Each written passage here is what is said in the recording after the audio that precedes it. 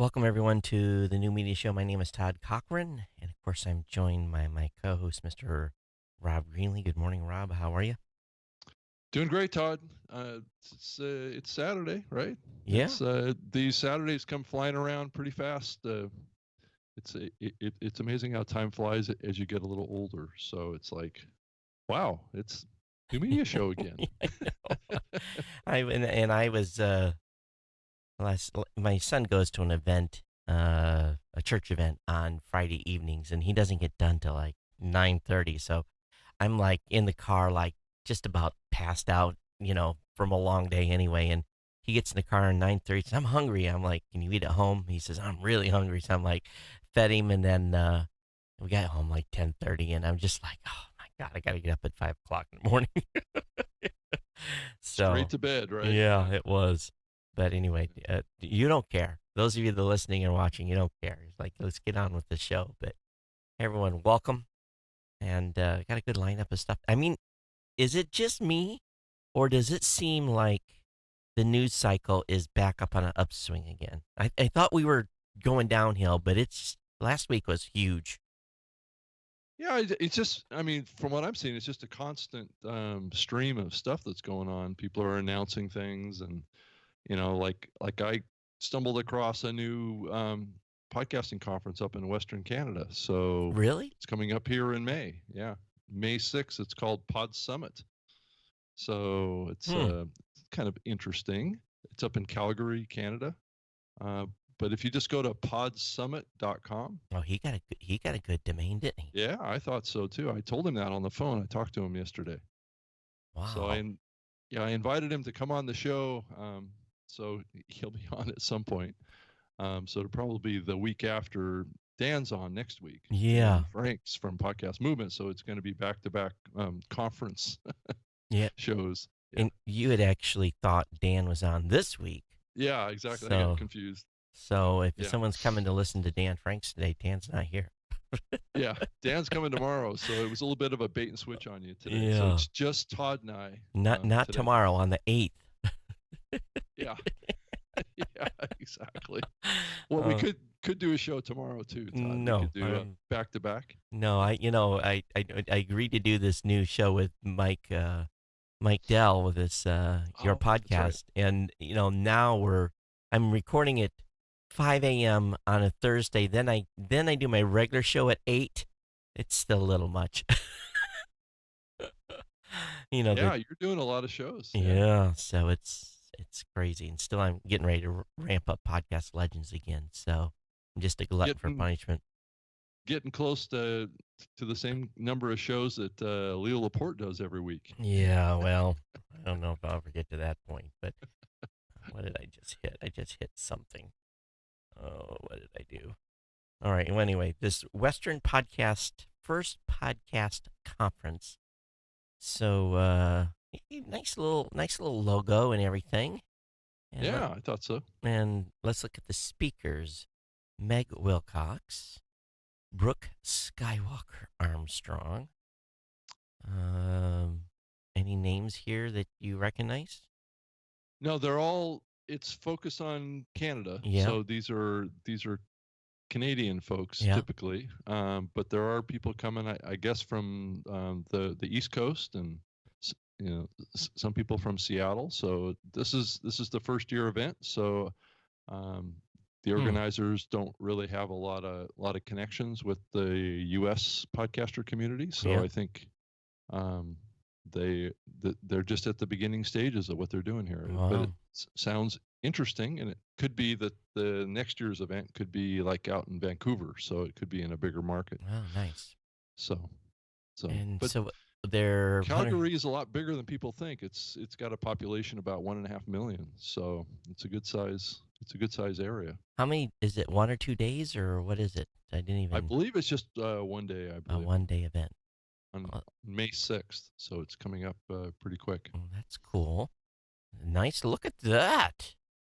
Holy cow! This guy is. Oh, they. Okay. They put the logo up on two monitors behind. He got interviewed by. All right. I Yeah, was correct. like, Yeah, it's a local global news is yeah. it's a news network up in the the Canadian I market. thought that was their studio. I was like, whoa, these guys have gone large. So Yeah. that's well. Anyway, awesome, awesome stuff. Well, okay. I see they got a few sponsor packages left, and it's inexpensive. So, or maybe inexpensive. I don't know. Yeah, I was thinking possibly I might go up to it, but I'm not sure yet. So there's some details that still have to be worked out. But Yeah. Hmm. What did he say? How many people there?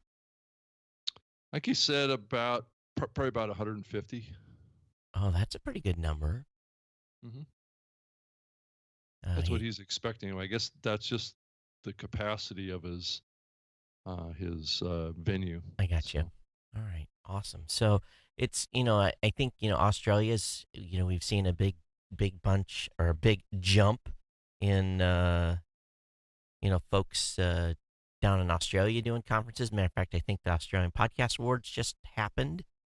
So there's a lot of it's nice to see more stuff. And of course, most of us that live here in the United States, we maybe not think of Canada as an international destination, but it's nice to see stuff happen outside the United States that's starting to ramp up. exactly, and that's exactly. I mean, given that Spreaker is based in Europe, that and we're always looking for stuff that are happening outside of the U.S. Trying to grow this medium because Yeah, we're pretty saturated in the U.S. We could definitely do. I mean, all the platforms, all the hosting platforms, and just podcasting in general can definitely use some growth outside of the U.S. yeah. So we definitely want to be supportive of that. Well, if I about 8 o'clock last night, our system kicks out a automated sales report. Basically, tells me how many new customers we added, and how many we lost, and all that stuff that a good business owner is supposed to track. Yeah. And it's nothing slowing down, nothing at all. The number of new shows coming in is, if anything, it's accelerating. Either that, or we're just getting more business. I don't know. Yeah. It feels to me that the space is still on an upward tick. Mm-hmm. So I just I'm obviously I'm pleased um, that it's on the move. Um, but well, we'll continue to watch. Yeah. No, it is, and I saw an article I believe was written by Jason Calacanis talking about that there's going to be somebody that's going to create the Netflix of podcasting. I'm starting to see that happen over and over again, and it's the same thing that it's the same kind of concept that people have been talking about, like the HBO of podcasting and all this kind of stuff. It's I guess there's a lot of desire from a certain segment of the podcasting space for some big company or big organization or big network or something like that to kind of, I don't know, take podcasting to another level or something like that. I'm always a little bit perplexed by that You, you, that discussion. you know, he was in a Twitter fest with me, Leo Laporte. There was like five of us or something that was binging him back and forth on that. And he said, Here, so was that something that happened this week? be honest with you, I don't. One week runs into the other. Yeah, I So know. anyway, he was basically saying that if someone come into space with $100 million Yeah, and guaranteed times 3 revenue to podcast, that he could create a and okay, so my response, and it was basically, this was his gist in 140 characters: of the $100 million, guarantee podcast, in other words, a show, 3 times current revenue, that he'd have no problem cleaning up in the space. And I just basically said, okay, 100 million guaranteed in cash, for at least 2 years or maybe 3, and sign me up. If you can come in and guarantee revenue times 2 or times 3 for 3 years, in absolute guarantee, long as I meet my show, you know, basically doing my show and whatever. Hey, you can, I'll take your money. Um, Yeah. because times three revenue. That's Leo was more, but at the same time, if someone wants to come into space with that kind of cash, 100 million would go a long way in the podcasting space. To now, it wouldn't get you could probably get every top show above 25,000 podcasters in the space. You could probably sign every single one of Mhm. them. Maybe not some of the independents like the Gimlets and those folks are doing, Yeah. but someone comes in and seriously says times three revenue, here's the contract. And it's like, I still own my show, I still own my feed. I just got, and I have to run now that comes with challenges because then I would have to like run whatever they said to run.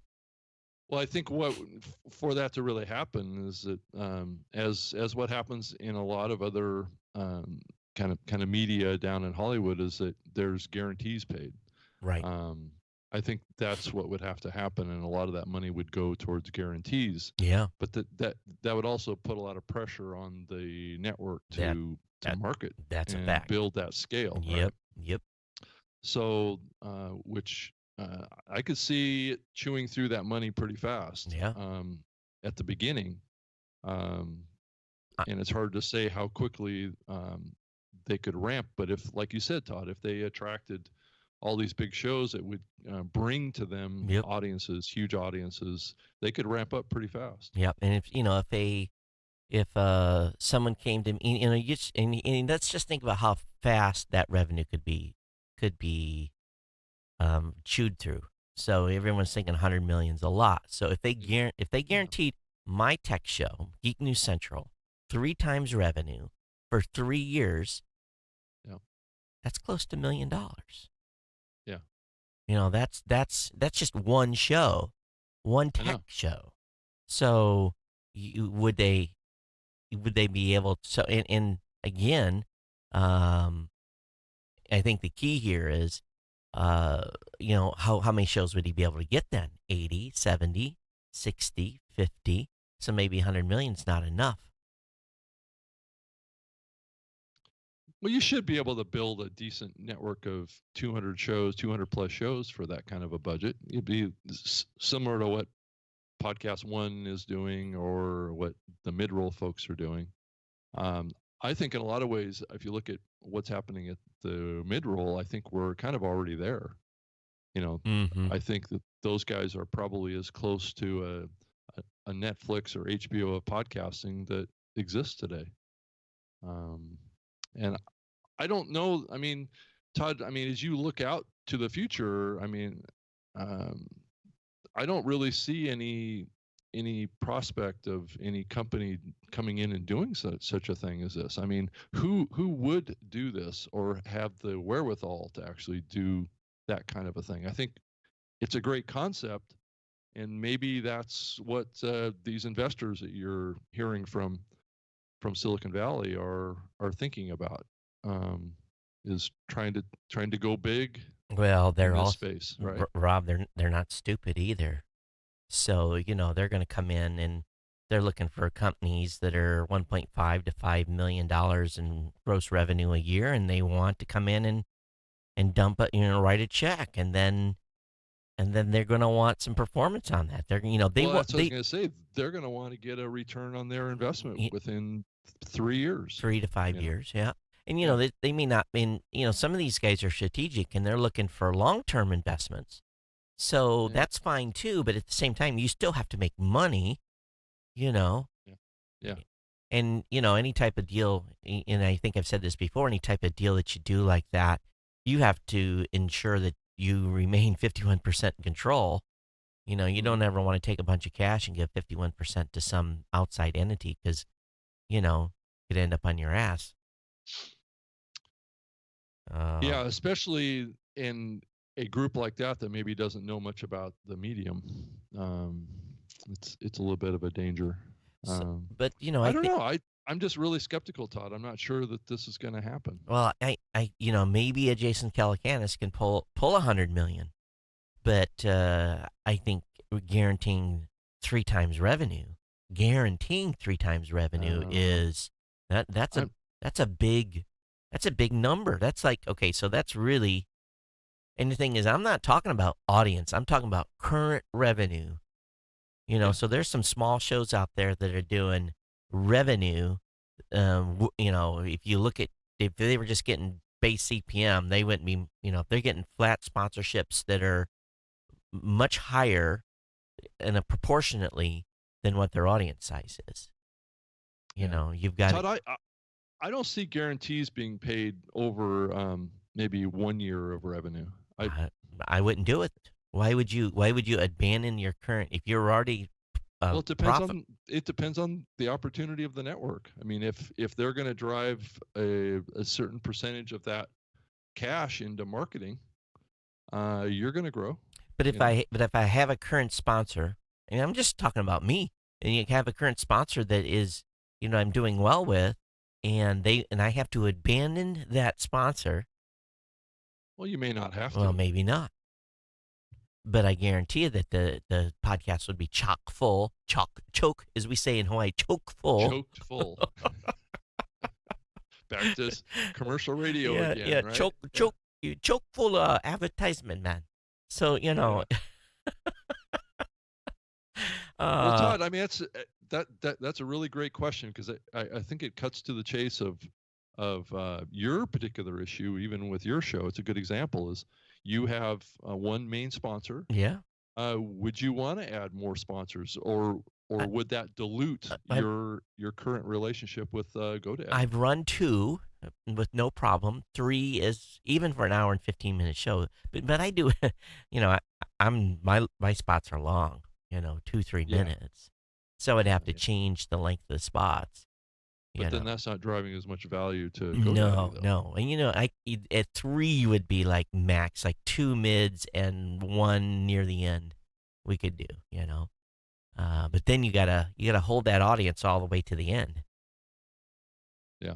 So, what I do is I load my first 10 articles that I cover in my show. Those are usually like, I load those because I want to make sure I get them really dialed in for as long as I can. And then if the super fans will stay to the end, but I make sure the first 10 or so are the hotspot ones. And then, people I don't know, maybe people cut off. They say they don't in the surveys, but I drop, and I'm starting getting ready for my 1300, what is it? No, 1200 show in a milestone. So I'm going to start doing some promotion and some giveaways for that show. And what I'm going to do is I'm going to sprinkle the contest throughout the content.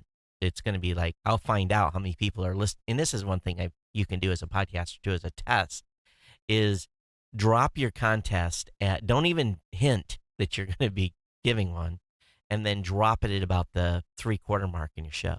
Run a contest at near the end and see what kind of response you get. If no one responds, they're not listening to but you got to make it worthwhile, you know, and usually worth, Yeah, but you have to tease it through the early part of the show. no, no, no, no, No? no, no. Not at all? No, you don't tease it. You just drop it on them. If Okay. this is where I told them I'm going to be doing some giveaways that they're going to have, if they listen all, and I told them in advance, if they listen all the way through, they'll hear about the offers. And I didn't start the contest that day. I didn't start on the next show. So I'll start it on the next episode, but I'll drop it someplace midway through the show as a promotion. And this year I'm just going to give cash. Cash is easy. I can PayPal people cash. And, um, and cash, people are excited to participate for cash. So, um, and we'll find out if they're listening.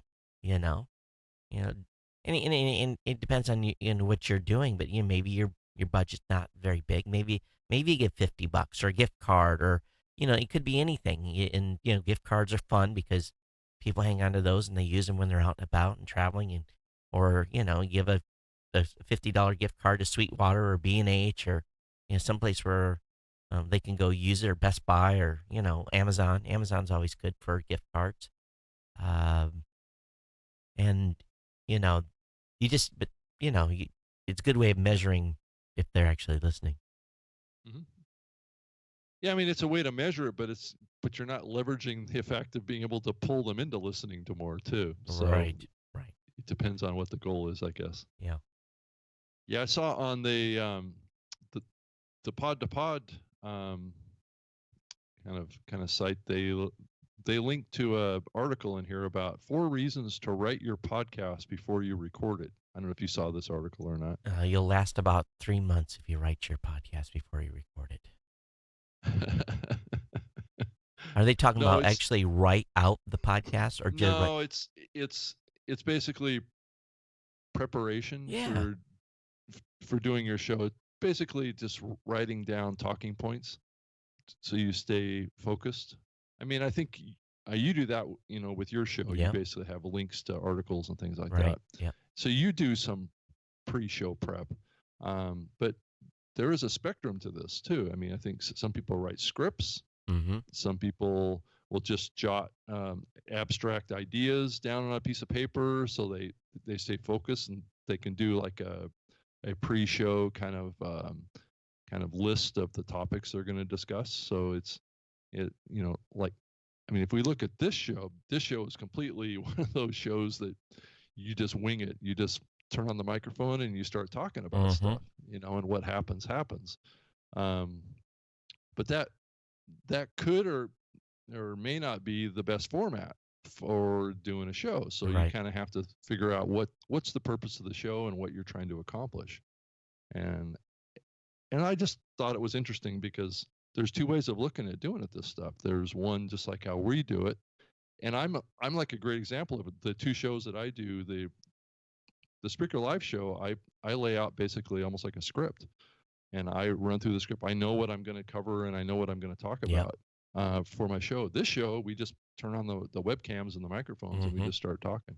Now, Um, Rob, you've seen those show note pads that we give away, right, at events? yeah, well, there's also this thing that was available at Podfest called the Podcast Planner. Right. Which Um, we'll see how much they actually get their pricing figured out because I thought it was a little high. But, yeah. be honest with you, what I Oh, use, I'm as simple as it gets. I have, for those of you that are Mac users like TextPad or Notepad for Windows users, I don't use anything fancy. And I yeah, have the open, I've got my teasers, I have basically the intro read, and I still to this day read it because it's easy to screw it up if you're doing it yep, by hand. And I yep, have my stack, how I welcome new listeners, how to contact, the Twitter, Slack, Google Plus, talk about the partner shows, and then I could do a sponsor spot, and then boom, I talk about what I yeah. normally do. That is like 10 minutes. Is not Yeah. scripted, but it's talking points. Yeah, exactly. It's just organizing the flow of your Yeah. show, right? And it's so as you're doing your show, sometimes it's hard to.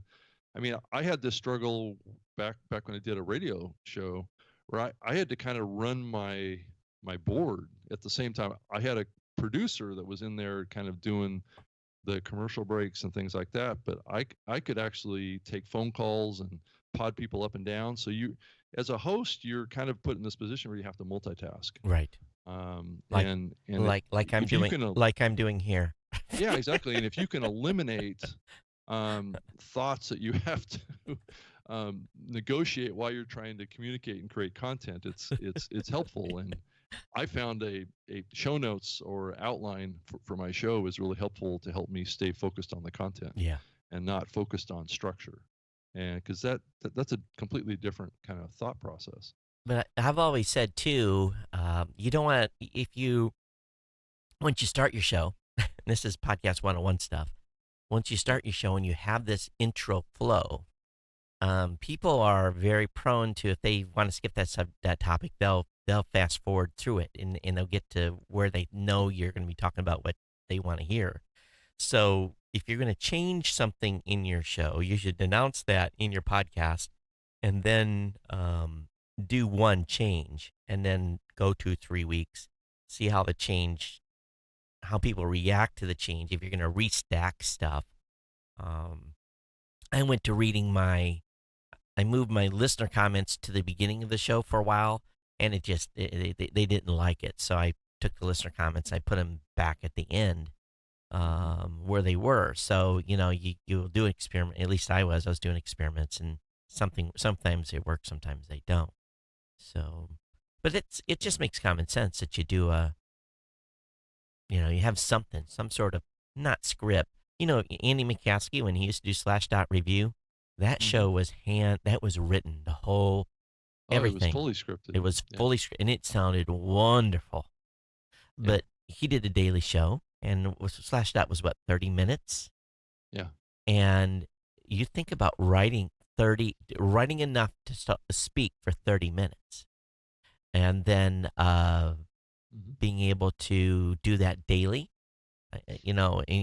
Andy built an incredible audience, but it, Hmm. it killed him. He just couldn't. I mean, when he burned out, he hit the wall. He's, I'm done. You Yeah. know, but because he had so much show prep, 4 or 5 hours of work to do a 30-minute show every day, and he did it for Yeah. years. Oh So yeah. I remember that show. So do you hear from Andy Andy's. much these I days? do. Andy's doing great. He's loving the retired life, being grandpa. Yeah, Andy's doing fine, and he still does a little media stuff from time to time. And but he did a little bit of a venture. He tried for a while to do that RV network, Yeah. and he, just like anything else, he was right there in the middle. He's in Chippewa, Indiana, so he's right in the middle of RV building country. But he found very quickly that the RV industry is, like many industries in the United States, um, it's very hard to break in as a media source because very few.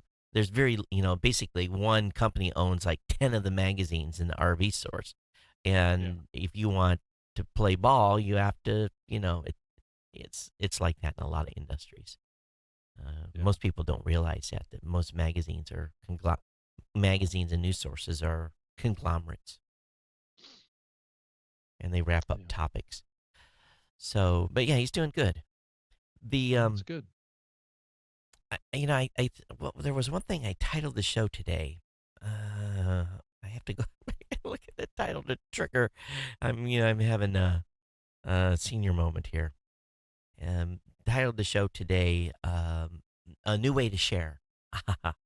So this is pretty cool. Have you updated your iPhone, Rob? I did. I have an iPhone, but I don't use it very much. Okay, so mine is like giving me. I have to look and see how much storage is on mine. It shouldn't be full, but it was having trouble downloading the update. Maybe it's just a lot of people are doing updates, so I don't have the update yet. Oh, install now, absolutely. So maybe I finally got it. Anyway, they made a change, or not a change. They made some improvements to the podcast iOS app. Yeah, I heard about this. This is cool. So it's a new way to share. Um, there are a few. This update now supports 3D touch gestures, and the app offers a notification center. It's a widget to play recently updated shows. In addition, you can share shows or episodes in messages and play them back inside the message app. So no Yeah, secondary I thought app that is was interesting. required. So let's see if I can bring this up, and you can actually send this to people. And let's see if it's, well, I don't know if you're going to be able to see it good enough.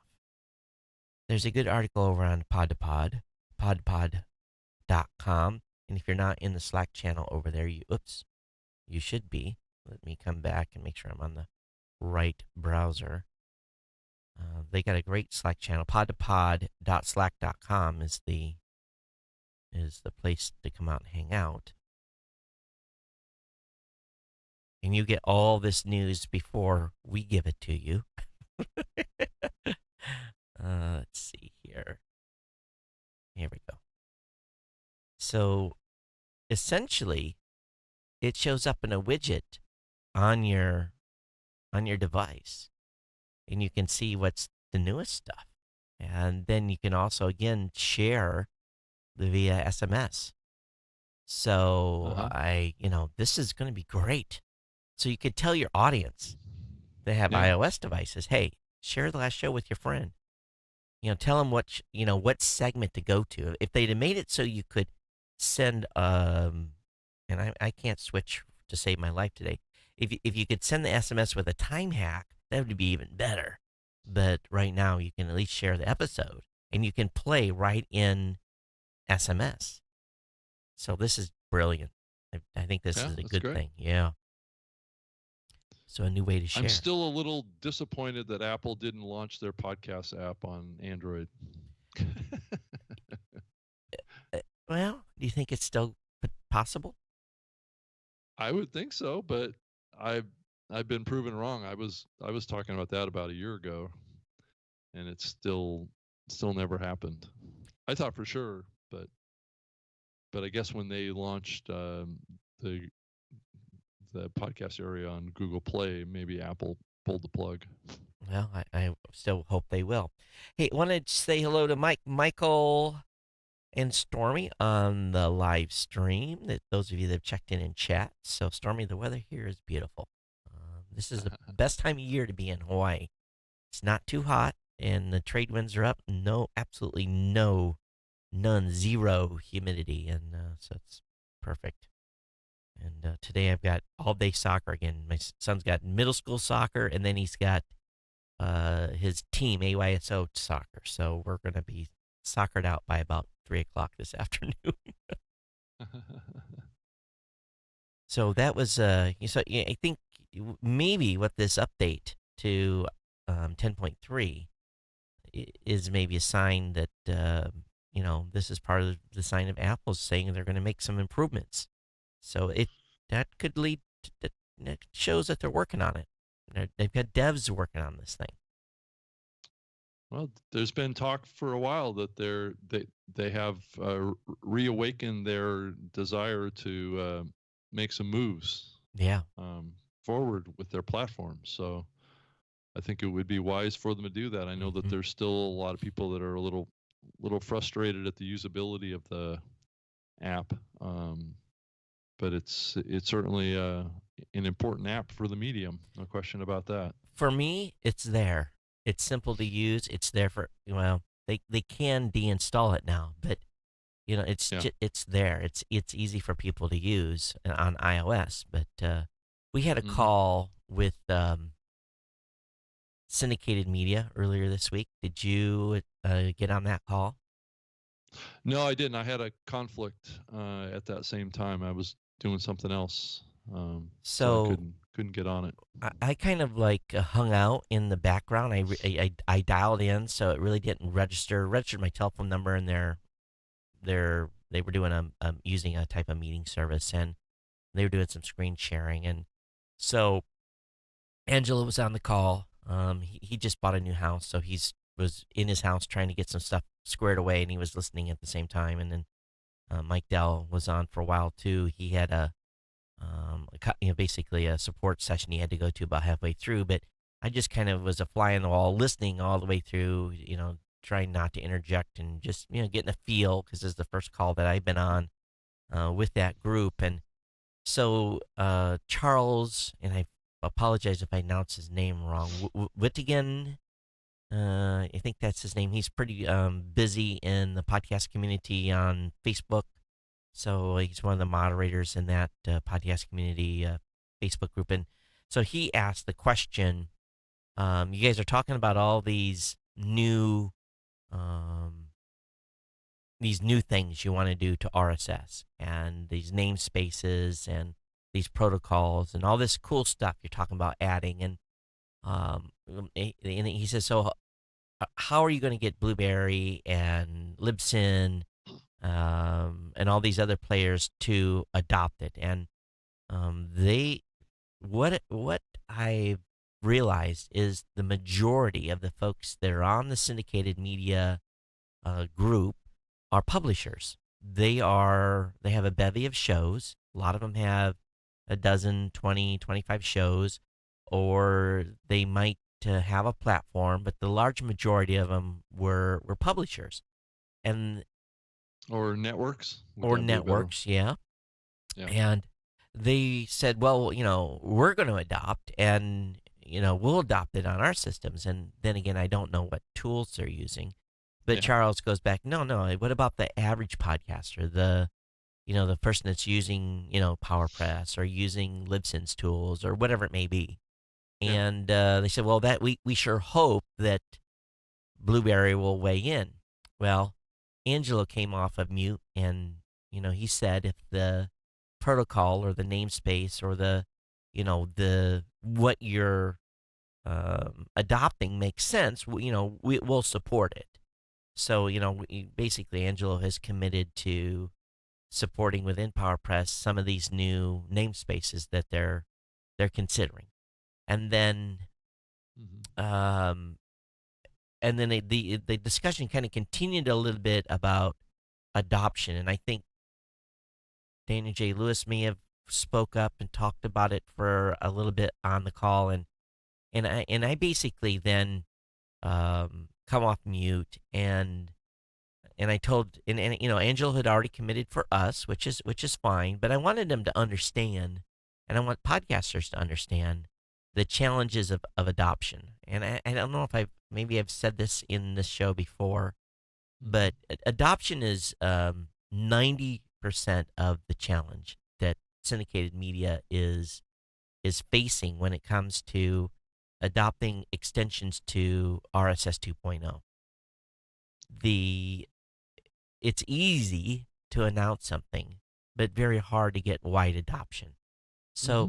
So if an example I gave, I said, listen, back in 2014, 15, 16, or was it, yeah, 2014, Blueberry gave to the community subscribe on Android so that you could have the same one click experience subscribing to Android apps as you do with iTunes apps. And I said, we worked really hard, got 13 of the top apps to adopt one click subscribe on Android. And we gave it away to the community. We didn't brand it Blueberry. We didn't, we just gave it away. We said, here's the protocol, here's how to do it.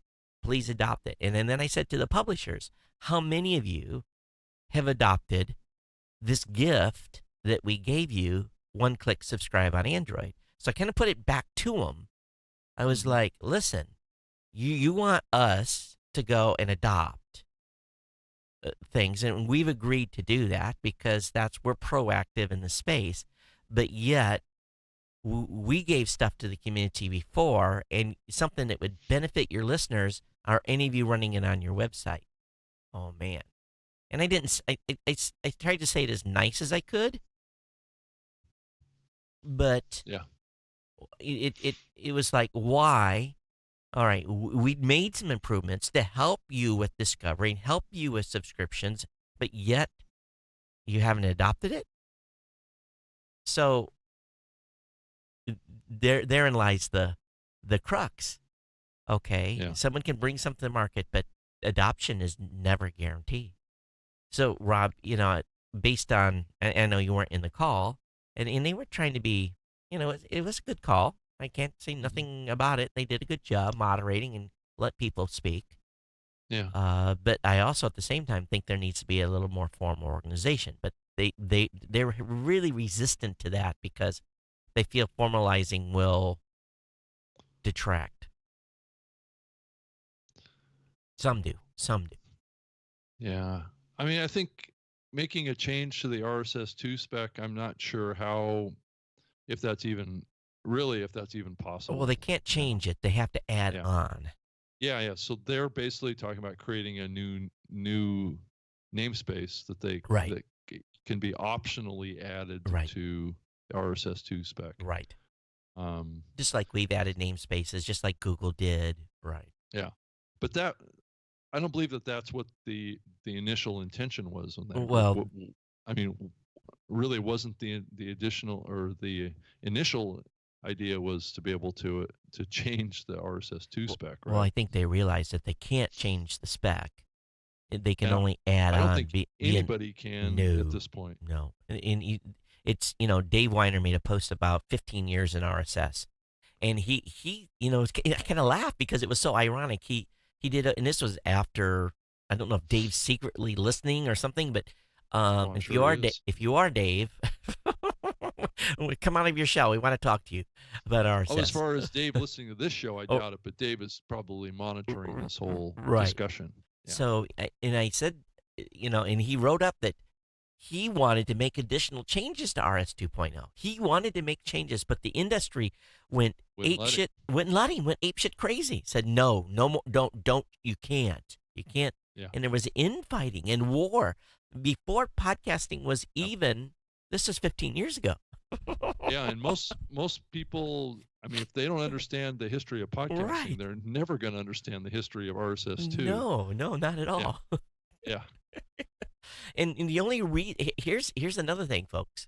The only reason we have podcasting is enclosures were included in the RSS 2.0 spec, but no one took advantage of it until Adam Curry did. Yeah. So most people don't. Enclosures was part of the RSS 2.0 spec that was locked in. We Yeah. would not have that had not it been in there because there was such a war on trying to add stuff to the spec.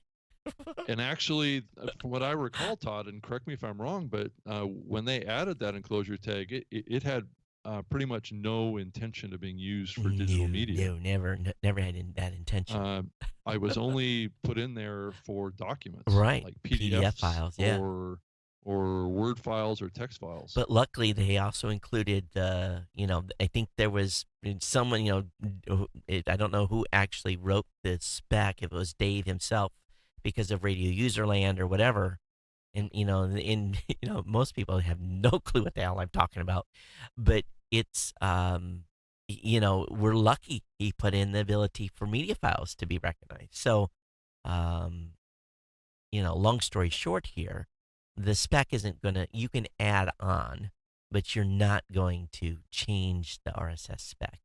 But I was a little bit shocked. One of the public radio sites, this really blew me away and it set me back in my seat a little bit. And I don't think narrow person understood the ramifications of this. And I actually sent a message to Rob Walsh and I said, did you know that a very high end podcaster that is being syndicated over on a specific site, his feed is being proxied? And he goes, what? What do you mean proxied? So they're taking the feed Mhm.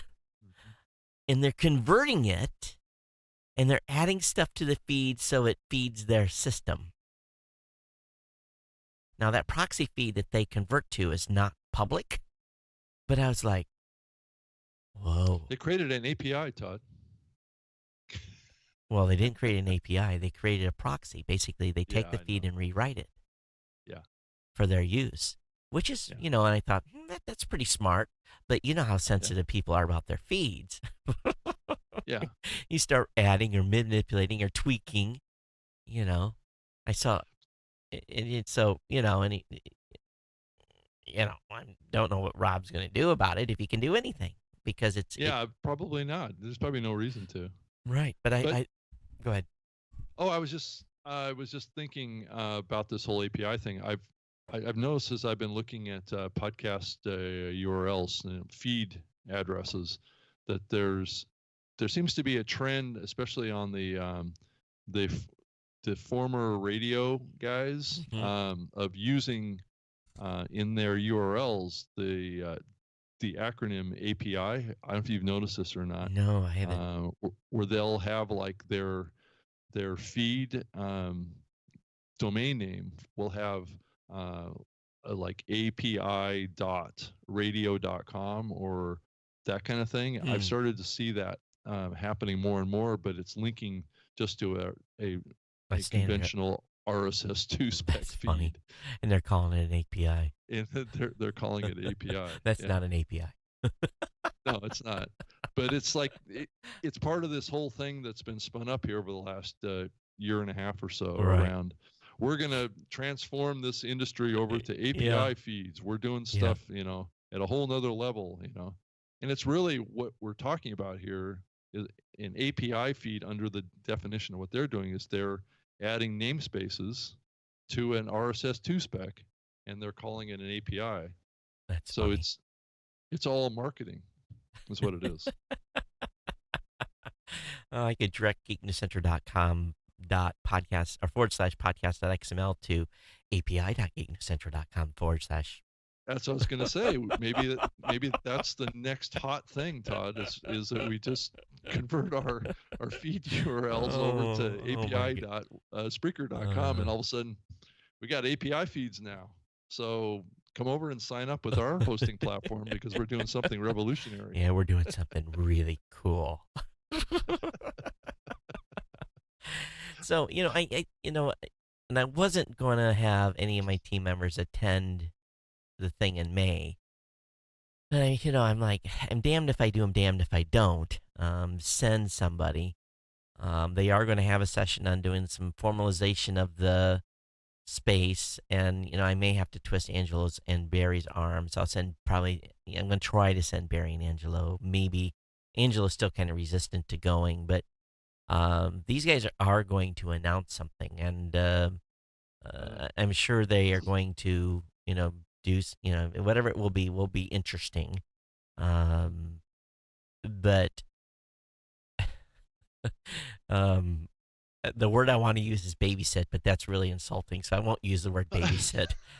We just need to send someone to at least have our interest, and be able to see what's going on. And that's really insulting. It's the wrong word to use, but it came to my mind. That was what flashed in my brain.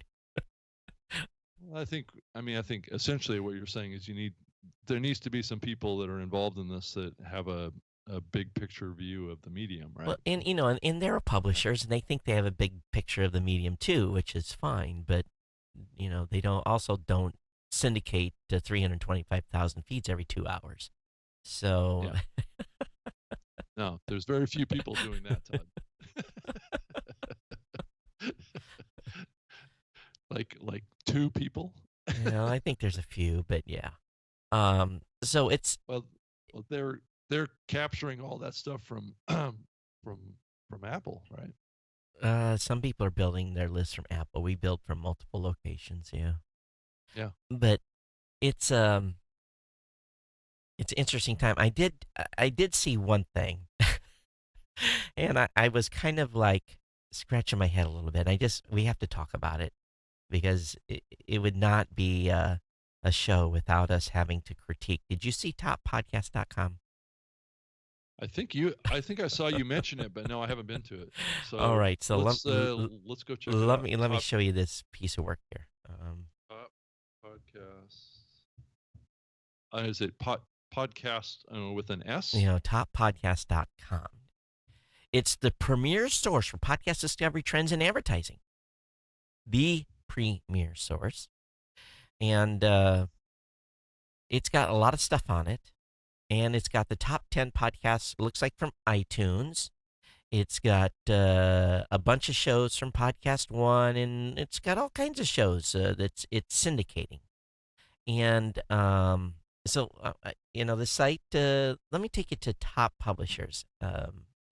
And there's something here that is interesting. So if I go over to top publishers, and well, it's got Podcast One on there. Wonder how Norm's going to react to this. So let me actually. Oh, no! I want to do this Norm page. Norm wants his traffic, so he doesn't want anybody taking away his traffic. Okay, so let's just look. Of course, S Town, man, they went on a media blitz this week. But here we've got number one, S Town, Serial, and This American Life. So let me show you their listing here. Now, if this had been 5 years ago, the outcry would have been thermonuclear. Now, I want to show you I don't know how well you can see the screen, Rob, but I'm looking here. So it's got an advertisement. Go back to the business center, back to rankings page.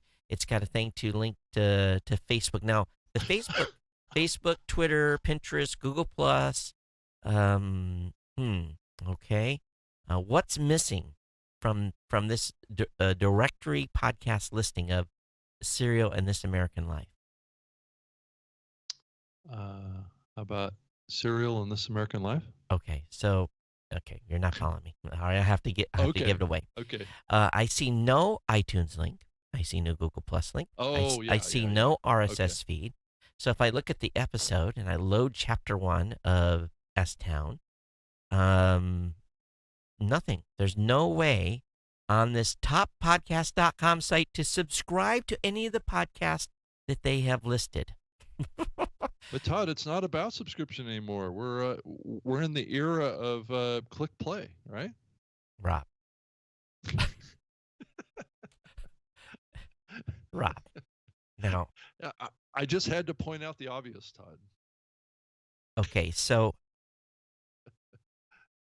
first of all, this is a mortal sin in podcasting if you do this. Yes, yes. So whoever owns toppodcast.com, well, I'm sure what's going to happen here in this top podcast 200 list that they have come up with. Oh, no iTunes, no app, no problem. They even say it right on the site. No iTunes, no app, no problem. They want you to listen to the top 200 on their page. Yeah, that's right. Okay. Discover today. So the goal of podcasting is to subscribe to the show. So Yeah. they've got the Daily, This American Life, Pod Save America, Missing Richard Simmons, TED Radio Hour. So all the top, stuff. But no link. No. Normal send these guys up. He'll stick the lawyers on them. It's Yeah, they're trying to capture traffic. They're trying to steal traffic away from those shows. That's what they're trying to do. it's one Yeah. thing to it's one thing to actually have the sorry, I'm typing. It's one thing to have it's okay to have a directory, but link back to the show site, number one. Number two, have the RSS, have the iTunes link, have the Google Play, give credit where credit's due so people can subscribe on it. Oh, did you hear that? The Google Home um, just reacted. So, Oh, it did. yeah, but it just so anyway, it's a new site, so they will probably learn very quickly. But they got a top apps, top publisher, and I'm just still to this point. I'm trying to figure out what is the purpose of this site. Yeah. It's supposed to be a discovery site, place to discover shows. Yeah. So I want them to discover shows at geeknewscentral.com and at newmediashow.com. I don't want, if they do come to toppodcast.com and I end up in their top podcast 200 list, then I want them to be able to come back to my site. Yeah. Plus, I also noticed that they've tried to define a new term. I Oh, hadn't seen this term before. Have you seen this? Podfluencers? oh, that's funny. And they've got this like it's a noun kind of breakdown. If you go to the Yeah, I found it. hamburger Podfluencer, link. a powerful podcaster who's a relevant show with an engaged audience along with a substantial social media following. They're able to drive influencers for brands, connecting with a dedicated audience of listeners and followers, reaching consumers that they may otherwise be able to reach. Two, podfluencers are able to influence not just the buying habits of their followers, but they can impact one's listening habits by sharing with specific podcasts that interest them. Yeah. Okay. It's not a bad definition. I just hadn't never heard of that word before, and I mean, if you do a search in Google, does it actually come up as a word, or are they just making it up? Well, it probably searches right back to their site if they because I don't think I've seen it either. Let's look at the book of knowledge. Yes, let's see if it comes up anywhere. It comes up. Yep, the number one result is toppodcast.com. Yep, and a li- and someone registered podfluencer.com on February 2nd. Let me guess where that links to. Yeah, right. Let's Paste see and here. go. Does it redirect? I bet you $5 it's going to redirect to top pod. Oh, welcome to pod coming soon. So someone's domain domain squatting on the domain. So yeah. Anyway, so I just saw that, and Yeah. so good luck to whoever's running this. And I Yeah. just, With the growth of the medium, it's sparking a lot of lot of new companies and new oh yeah, people coming into the medium pretty darn fast. really fast. Yeah. So I just went and followed their Twitter page. But if you're gonna do something like this, this would have the day they launched, they would have in the old days they'd have had 500 emails from podcasters.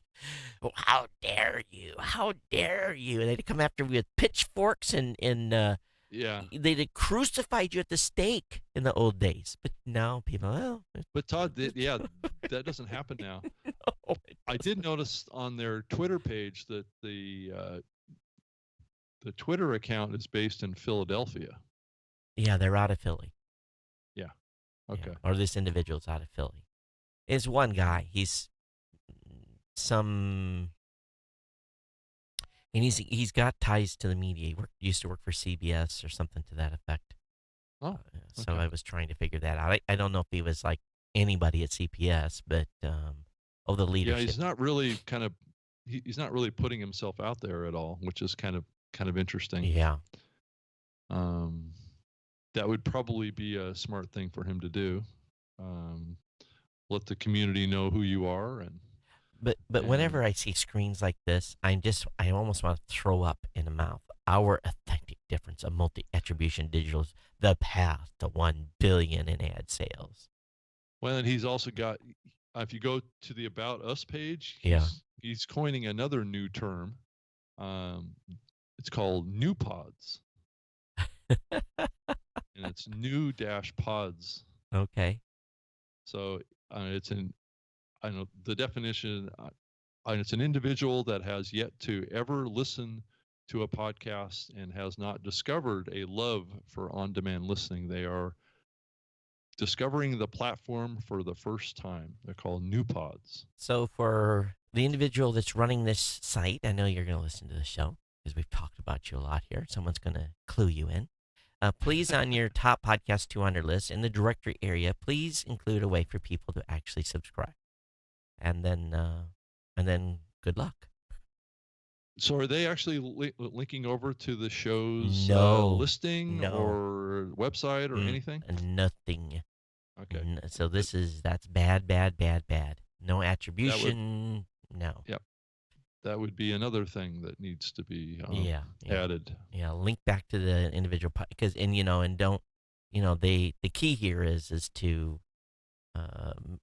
make sure that you don't if podcasters think that you're listing their shows and you're stealing something from them and not giving credit where credit's due, then like I said, maybe not so much anymore, but they used to be really, really brutal on that.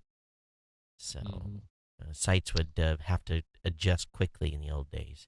But we're the old guys, so what do we know, Rob? Yeah. Yeah. That's right. Yeah. It's a different time. Oh, People aren't as sensitive to this stuff as they used to be.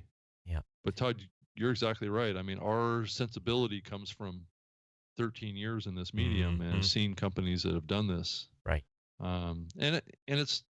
And honestly, I'm not sure that this is going to get much traction. So it may not even rise to the attention of. We're probably giving it way too much coverage, Well, and now he's yeah. Now he's and gonna. now he is going to have a Right, problem. right, right. Congratulations. You're welcome.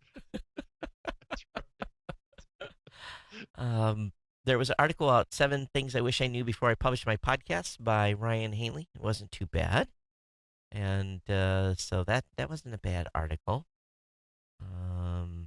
Also, what else was it that I saw that was good? There was a a report out from CampaignLive.com that said 60% of minorities don't listen to podcasts, and Great. but they quoted Audio Boom, so maybe they didn't actually do a study. So I just saw the byline on it. So according to Audio Boom, that's a holdover from um the last I would show. never put an article out like that. That's Um, do you that's a mistake just at its concept level. so did you are you familiar with Cast Plus? But yeah, I think I've heard about it. Yeah, I think maybe I've heard you mention it before. You know, it's Well, let's it go to it and see. yeah, it's Cast dot plus. Oh, doggone it. I need to put the Cast dot plus. yeah, I didn't even know that particular domain extension was even available. It's all those Okay, new top level domains. So let me bring it up here. Oh, it's taking forever to load. it's not loading for me. Yeah, it's Yeah, very slow. Site's like really slow. So it's another it's group got that so. does basically they do sponsor stuff. And who do they work with? Work with Blue Apron, Audible, all the same companies. Yeah. And they've teamed up with Omni to uh, to do advertising for podcasters. So their website looks pretty cute. Oh Uh, yeah, yeah. That's where I saw this was part of that Omni announcement. Yeah. yeah, Okay. I don't know who any of these folks are. Never heard from a single one of them. They are out of Tel Aviv. Oh, They're an Israel-based company.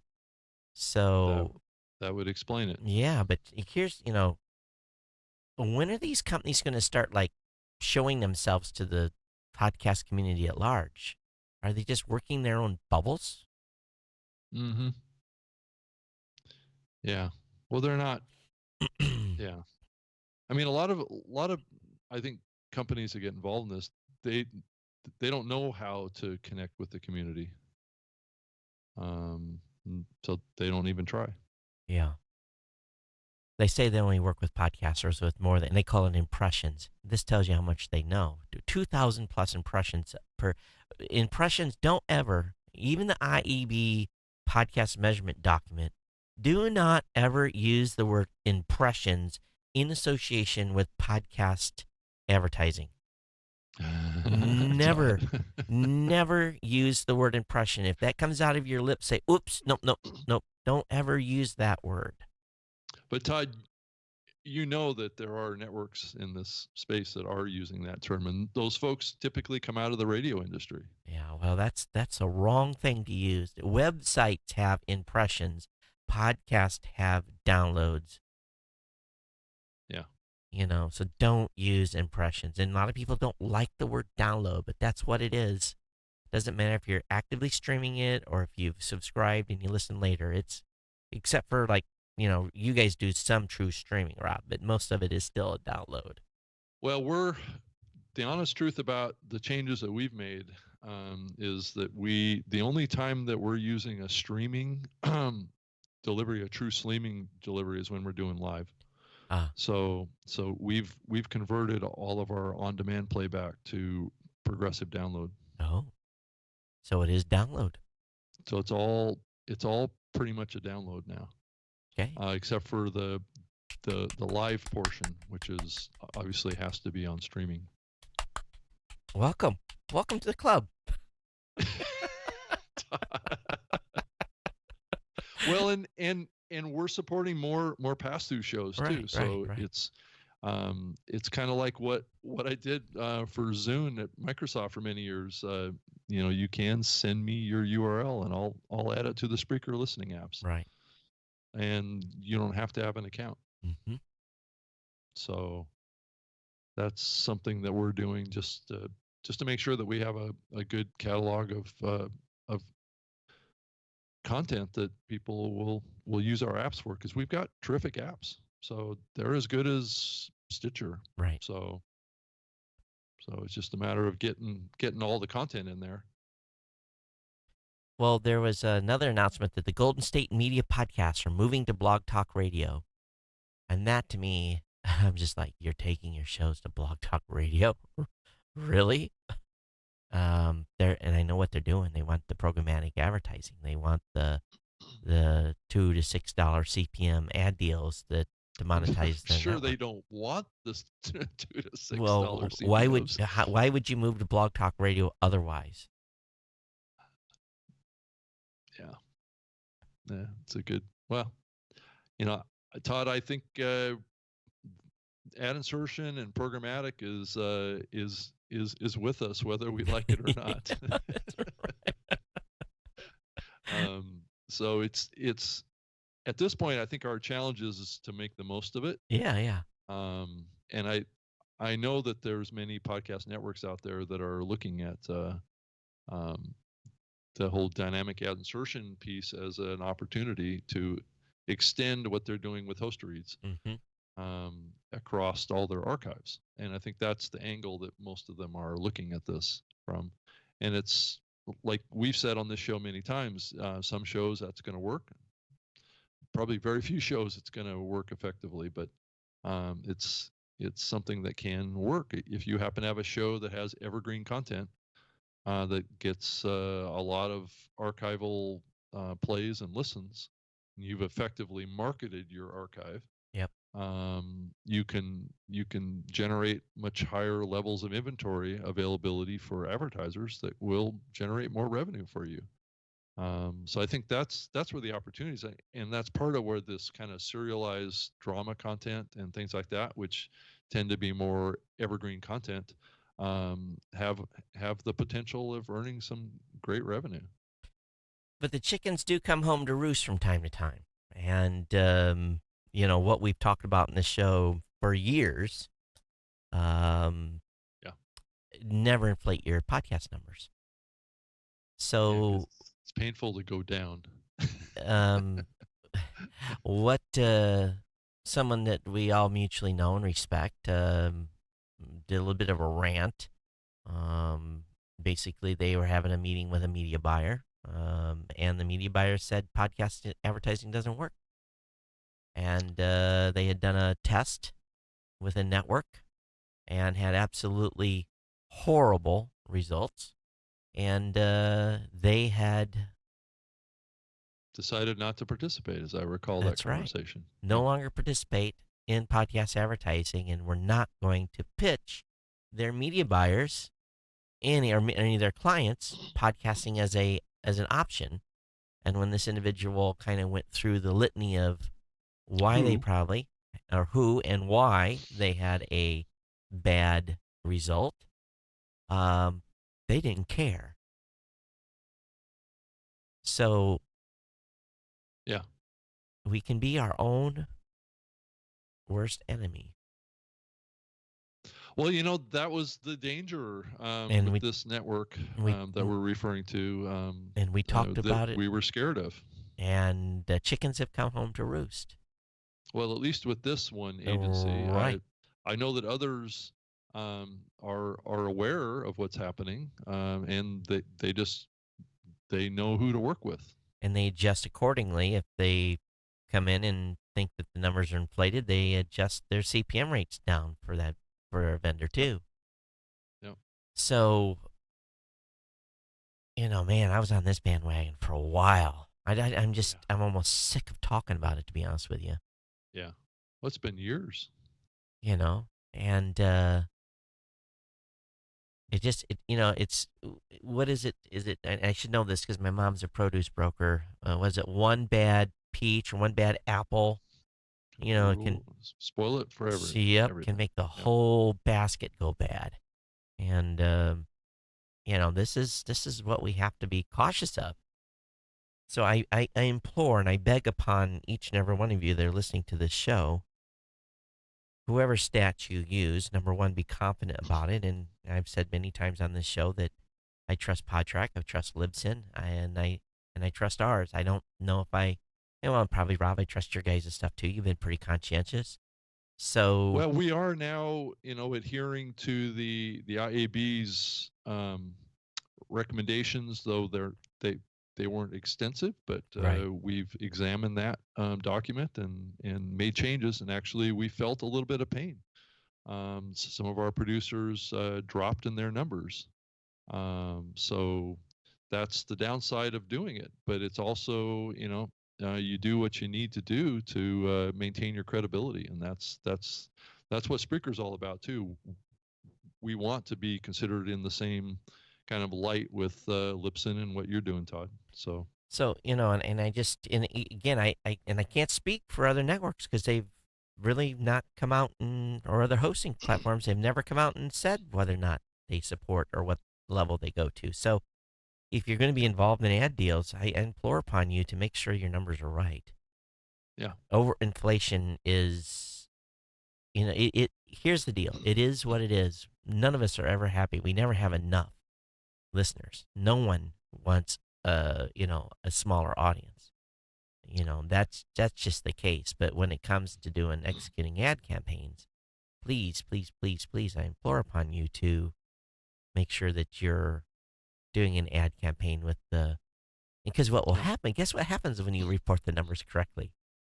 They come back and they advertise again. It's amazing how that It's works. amazing. It's Yeah. amazing. I mean, there are, Todd, and we need to say this. There are many networks out there that are very conscientious about this stuff. Absolutely. Yep. I mean, one of the podcast networks that are working with Spreaker have all 30 of their shows on Spreaker's the Headgum network. I don't know if I think we've had the owner of that network on this show before. Um, it's at headgum.com. Those guys have been very accepting of the IAB compliance that we did to the Spreaker platform, and we're very very supportive of it. It isn't like they saw their numbers drop, but they totally understood why, and they were cool with it. But they're also cool with having all their numbers be visible Mm, on the publicly on the website. And they have a philosophy. They tell their buyers, um, we're hosting on Spreaker, and all of our numbers are public, and they're available for you to go see anytime you want. As a buyer, that's transparency at a whole nother level than what's typically done out there. that's true. But we are going to be giving people that host on our platform the option to turn off their numbers if they want to not have them public. But currently, that's not the case. But that functionality is coming very soon. But every show that's hosted on our platform has public numbers on it. So you're right. It doesn't get any more transparent than that. Yeah, So, I don't want to beat a dead horse here, but this was just a private conversation you know, that yeah, brought this up and major frustration. So that's technically it could be millions of dollars that walking away from podcast advertising because of misreporting and because of one campaign went south, yeah. you know. But there So, are lots of people out there that are ethical and doing this right, right. right, And I right. think The high majority, the high on majority. on this show we need to be supportive of those that are doing it right, and Absolutely. and I think we are. Yeah. And because it's not always easy to take that that tough road. No, not at all. Rob, I know we got about 15 minutes left here. I do have a hard stop this morning. We can't go Sure, long yeah, I do too. because if I've got, I got to get, matter of fact, I don't hear any movement. So my kid's going to be like scrambling to get out the door when I get off. I'm going to say, you ready to leave? And he's looking at me with, sleepy eyes still. But I think the space is moving forward very well. And yeah, I'm excited with the number of new podcasters coming in and the number of new shows being launched Yeah, but I think we're seeing still growth, great growth across the space. I'm excited still. yeah. I'm excited for the NAB that's coming up this month. Yeah, It should be an exciting time down there. It's great to see that huge organization really start to get behind podcasting, and I'm, it's hopeful that the NAB is going to be adding a podcast pavilion potentially next I year. hope so.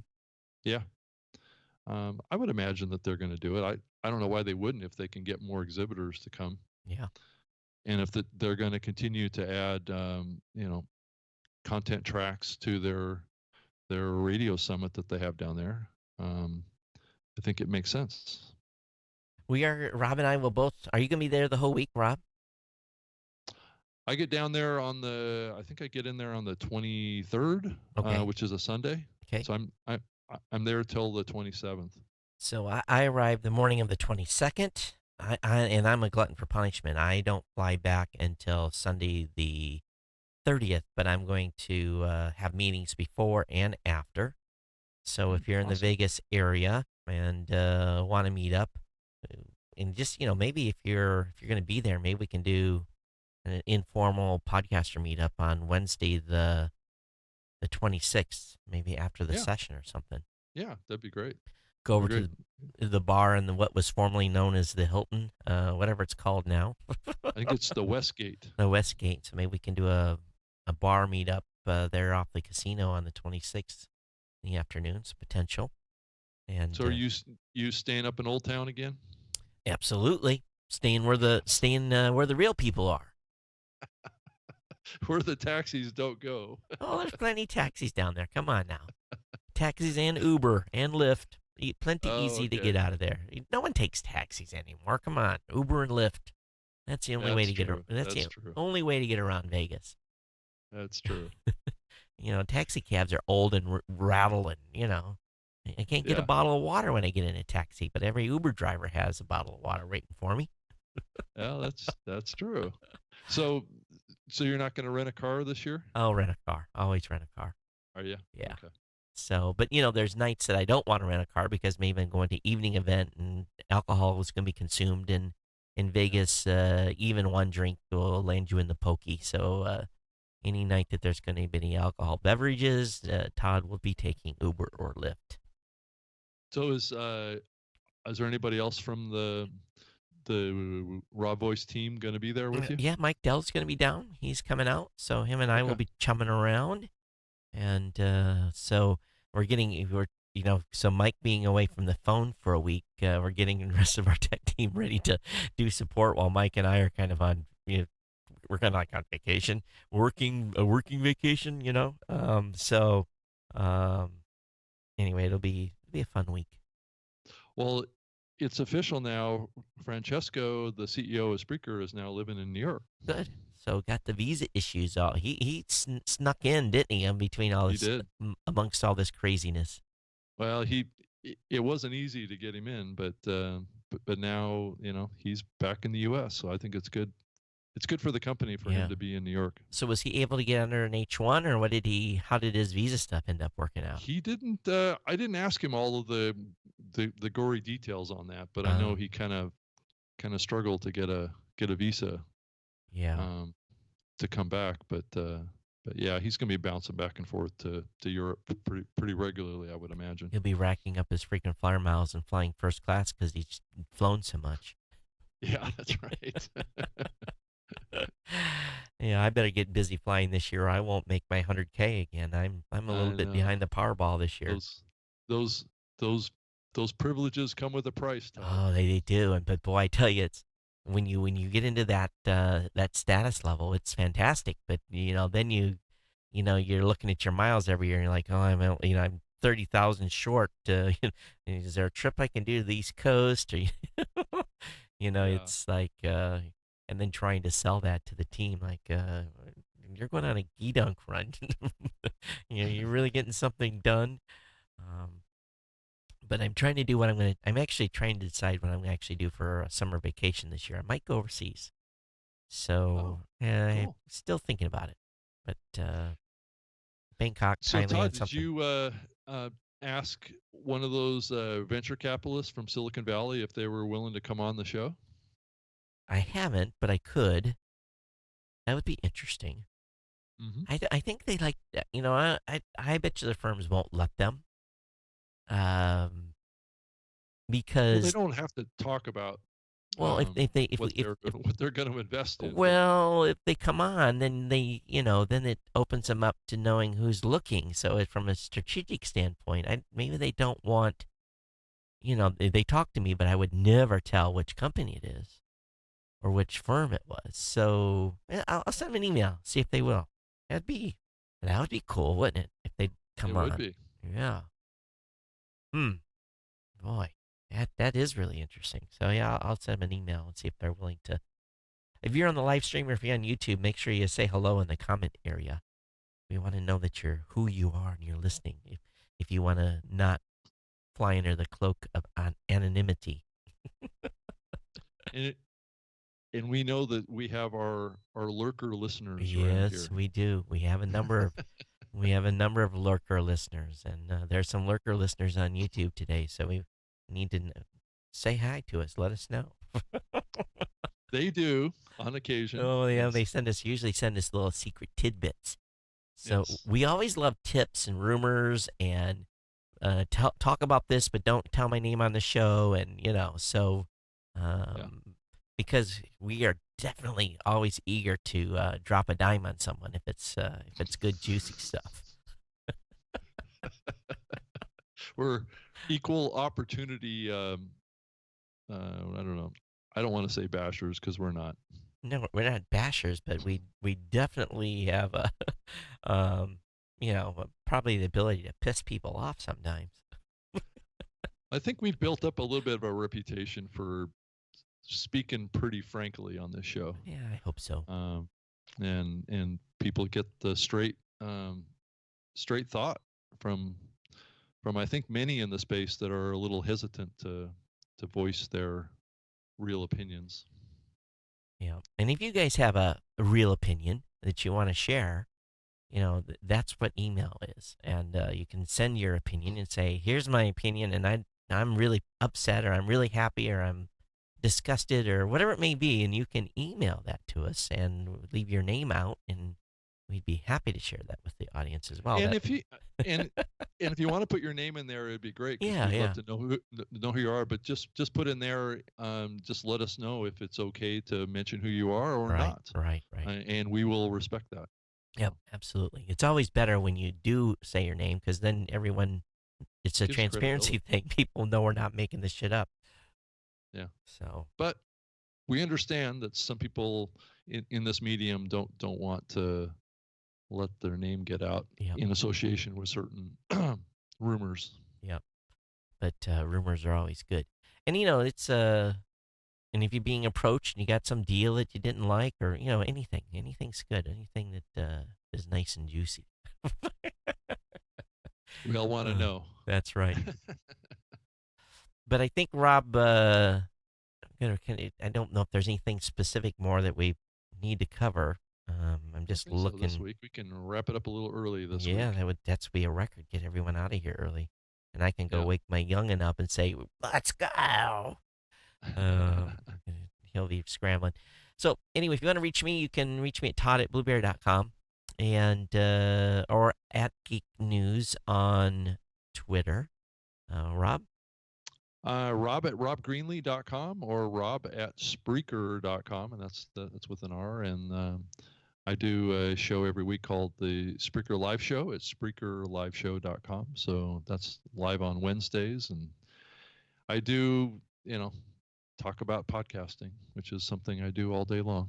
And I also am doing a new show with Mike Dell as my co-host. Your podcast at PowerPressPodcast.com. Next episode of that will be out on Monday.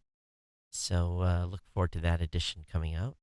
But other than that, everyone, thanks for being here. Thanks for listening. Make sure you subscribe. Go to newmediashow.com and click on the subscribe button. We want you to make sure that you are dialed in here, never miss a single episode. And we'll be back with you next Saturday with Dan Franks from Podcast Movement. So Dan will be on to tell us what's going on. And they are starting to announce speaker announcements. So if you had a session submitted. I know some people are starting to get notified, so I don't know if they're going out in mass or if they're trickling out little by little.